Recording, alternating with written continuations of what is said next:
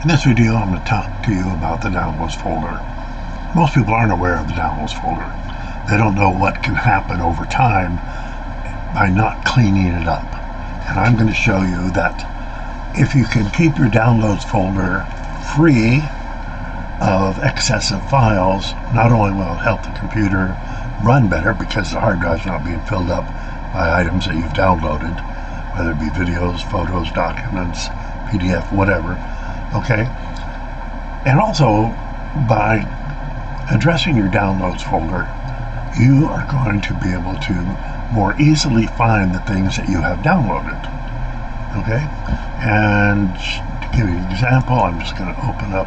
As you can see, in my downloads folder, I have a program I downloaded, an upgrade to Windows DaVinci Resolve, or to DaVinci Resolve, and also calendar event, photograph, and another program. Now, whenever you go to a website and you're downloading something, by default, everything goes into this folder. And what I'm recommending you do is that you keep this folder clean. There's my clients that have had hundreds, literally hundreds of files, whether it be bank statements, PDF documents, all sorts of things. That I do, and I'd recommend that you do, is get organized, okay? Don't keep everything in the downloads folder. Move it to either, say, documents, to your desktop, music, photos, video folders.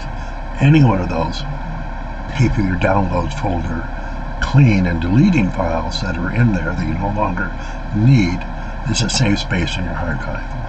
This is, if you have a small hard drive, like say a 256 gig or less, these files can quickly fill up that hard drive. And once that hard drive gets full, then your system starts to slow down, okay?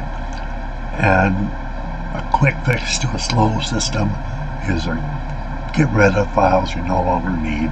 If you like this video, please click like, and if you want to see more, I would appreciate you clicking the subscribe button. And I thank you for your time and look forward to seeing you in the next video.